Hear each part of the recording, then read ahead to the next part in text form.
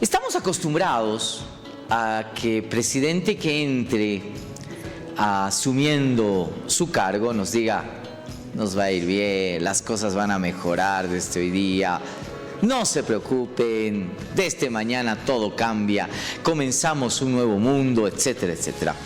Ayer asumió la presidencia de manera formal Javier Milei y lo hizo con un discurso que no les prometió el cielo precisamente a los argentinos. Les dijo: cuidado, cuidado, que los próximos meses la situación que van a vivir va a ser peor de la que están viviendo hoy día.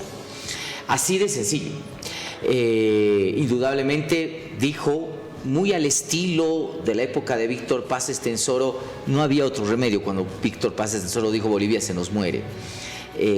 No hay otra alternativa al ajuste, hay que hacer el ajuste. Y el ajuste va a doler y va a traer altas consecuencias sociales, altas consecuencias económicas. Lo más interesante de esto, aparte de decir que no hubo plata, que no hay plata, que eso se sabía hace rato, fue que la gente, como dirían los gauchos, se la bancó, se la creyó. Y aún así, hoy los medios de comunicación en la Argentina recogen un gran respaldo al presidente Milei, pese a los momentos muy difíciles que podría vivir. Hoy vamos a hablar de la Argentina, vamos a hablar de esos momentos difíciles. Está con nosotros un experto en temas internacionales. Está con nosotros el doctor PhD, por supuesto, Franco Gamboa. Franco, gracias por venir a Cartas sobre la Marcelo, Mesa. es un placer. De verdad, un gusto. Para mí también. ¿Cuánto aguantará el entusiasmo de los argentinos a lo que se les viene? Bueno, aparentemente muy poco, porque el ajuste tiene que ser inmediato y desde ese punto de vista tiene que ser también muy doloroso.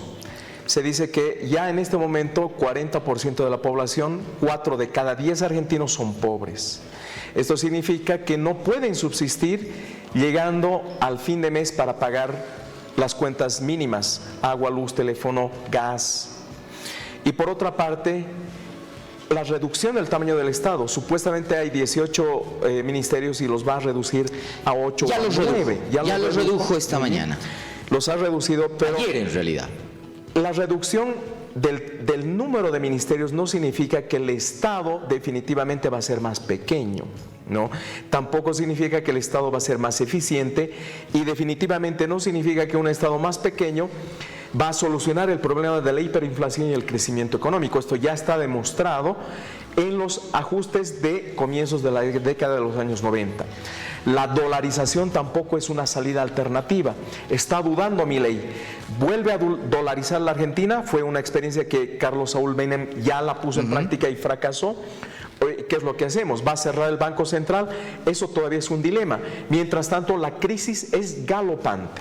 Bueno, ahora, evidentemente hay algunas señales que no dejan de ser importantes. La estabilización de la moneda argentina. Hoy Exacto. El dólar ha bajado después de muchísimo tiempo, aunque mínimo, pero ha bajado en el ámbito de la cotización. Exacto. ¿No?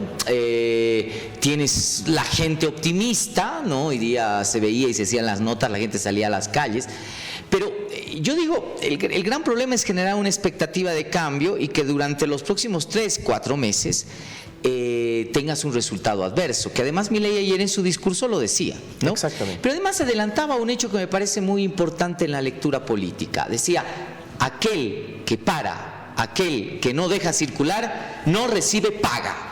Eso significa que los movimientos de los piqueteros, que son los que están anunciando que van a salir a la calle, los movimientos feministas, que ya ayer incluso en la posesión anunciaron el bloqueo, y otros sectores sociales que se disponen a marchar, podrían tener graves consecuencias si lo hacen. ¿Tú crees que eso funcione? Bueno, tú sabes que todo político en los discursos de posesión o en los momentos importantes habla de más, ¿no?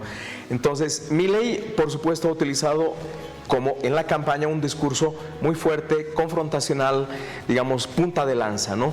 Pero la punta puede herir demasiado si tú te estás estrenando como presidente. Y efectivamente, lo más recomendable desde el punto de vista político es concertar. bajar los conflictos, porque si los conflictos vuelven a escalar como una bola de nieve, obviamente todo su plan económico se le va a caer. Tú decías las feministas, los piqueteros, los sindicatos, los conservacionistas. Él ha indicado claramente que se va a retirar de los acuerdos de París. Ha anulado el Ministerio de Desarrollo Sostenible, etcétera, de sustentabilidad, etcétera.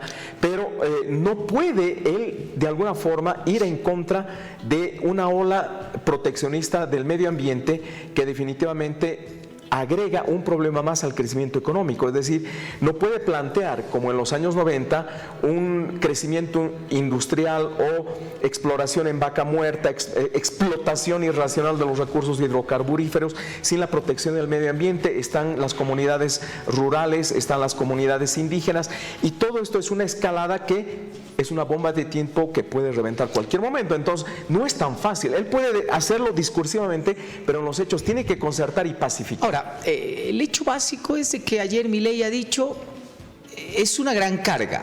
Exacto. Y vamos a ajustar. Y van a haber terribles consecuencias. Estoy parafraseándolo. Pero esas consecuencias no van a caer sobre los privados. Va a caer sobre el Estado. Ahora, dentro de la concepción liberal de Estado, y tú lo sabes muy bien, se encuentra pues englobado también toda aquella carga social y gasto social que tiene el Estado. Jubilaciones, educación, salud, que el bonito por acá, que el salario por acá, que el extrita por acá, que tu estabilidad laboral, etcétera, etcétera, etcétera. ¿Hasta cuánto podrá Milei tocar eso? Eso tampoco es algo lógico, porque si él va a atacar con medidas económicas de shock para fomentar el crecimiento, nuevamente levantar la economía, porque estamos pensando que no solamente son los errores de los presidentes y de las políticas económicas pasadas, sino son los golpes también del COVID. Apenas todas las economías latinoamericanas están levantándose después de los impactos terribles del COVID, y por lo tanto hay un factor adicional al de la pobreza, el de la desigualdad. El hecho de que el presidente diga, bueno, no los toco a estos, sí a estos, pero no sé qué va a pasar con el conjunto de los sectores populares, clases medias, etcétera, población trabajadora, eso es fomentar una desigualdad ya desde el discurso que es insostenible, porque el shock económico, por supuesto, tiene que reducir el déficit fiscal, tiene que, bueno, está reduciendo el tamaño del Estado, pero eso no necesariamente es más eficiencia. Pero él no puede decir, no los toco a los privados, y bueno, más bien fomento el crecimiento y la protección exclusivamente para ellos. No puede decir eso, porque las condiciones de desigualdad lo dijo, claro, pero ahí justamente la punta de lanza, hasta dónde más va a abrir la herida, y perforar un hecho que ya es insostenible, la pobreza. Adicionalmente, con la desigualdad, definitivamente la va a crear problemas políticos en el mediano plazo. Ahora, yo temo, para cerrar el tema del discurso económico de Milei ayer, algo que parece ineludible.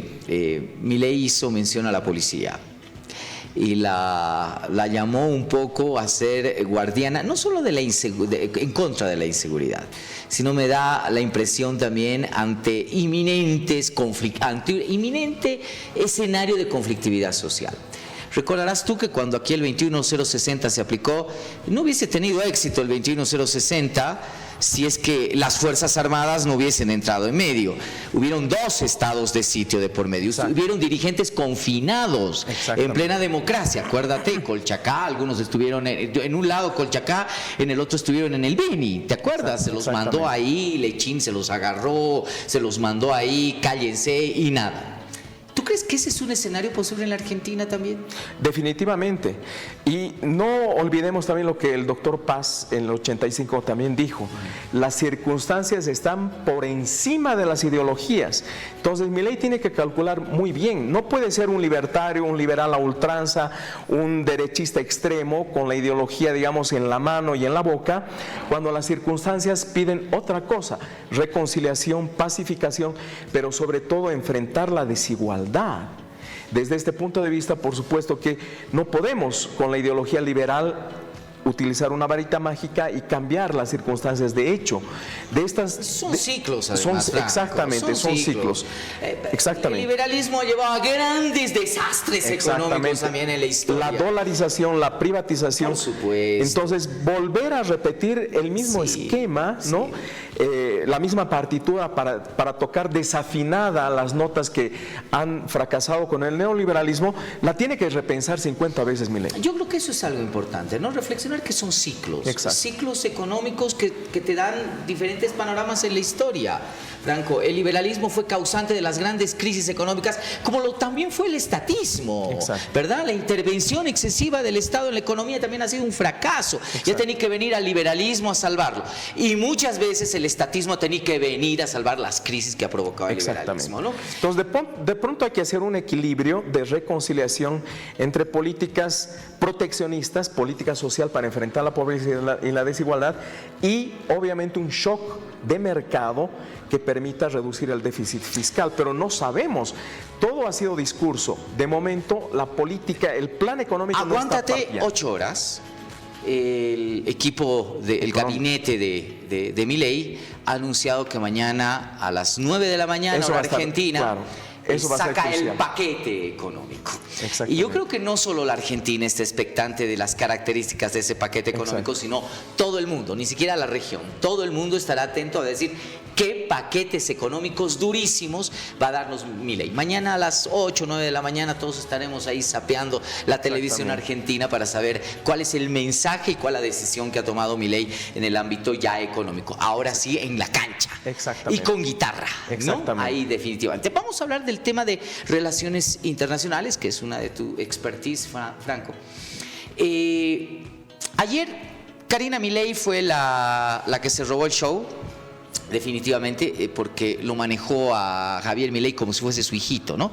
Ven por acá, ven por allá, tienes que hacer esto, por poco límpiate la nariz, ¿no? Peínate, siéntate aquí, haz el otro, ¿no? Parecía la mamá. Realmente, como se lo presentó al presidente de Ucrania, she is boss, ella es la jefa, ni siquiera la jefa, ella es el jefe, ¿no? Definitivamente Milei tiene ahí detrás un superpoder que va a tomar las decisiones en la Argentina.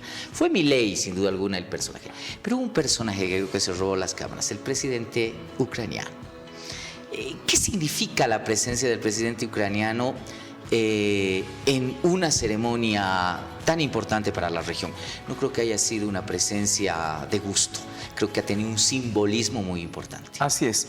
Es ya un alineamiento geopolítico de un país importante, la Argentina, que está enfrentando retos y cambios importantes que todo el mundo está expectante frente a la guerra entre Rusia y Ucrania.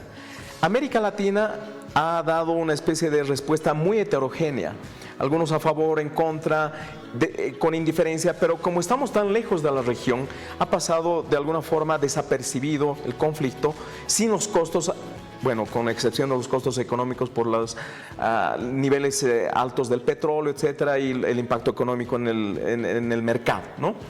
Pero política y geopolíticamente no significaba nada hasta que Zelensky se aparece en Sudamérica, en Buenos Aires, además en la juramentación de un presidente importante, y obviamente tiene el apoyo político no solo del presidente Milei, sino del conjunto de otros jefes de Estado y políticos latinoamericanos que naturalmente, tú lo has visto, estaban hablando con Zelensky, etcétera, y probablemente estaban expresando también señales clarísimas de apoyo. Entonces, geopolíticamente es la primera vez que no solo Argentina, sino Sudamérica prácticamente está tomando partido en función de un conflicto que es pues trascendental, ¿no? Recordemos que Zelensky se reunió ayer de manera protocolar con el presidente del Paraguay y con el presidente del Uruguay. Exacto.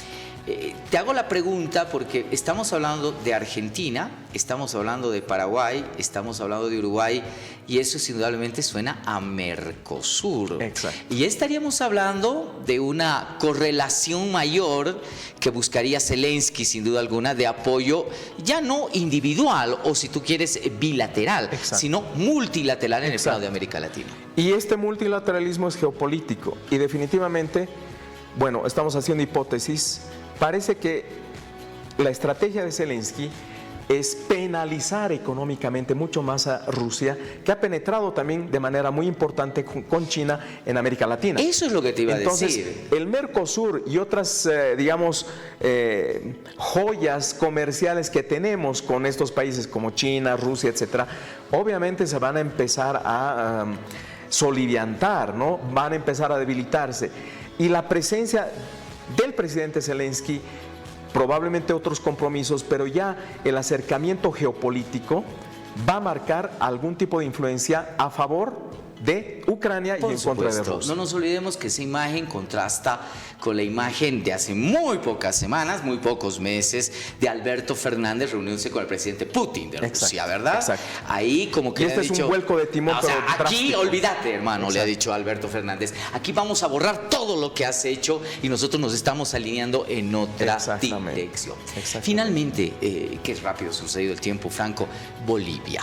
El tema del gas ya no existe para Bolivia en una relación central con la Argentina. ¿Cuáles son los elementos en un ámbito de relacionamiento bilateral que podríamos tener de aquí en adelante? Si bien el gas ya no es estratégicamente importante, sigue siendo comercialmente relevante.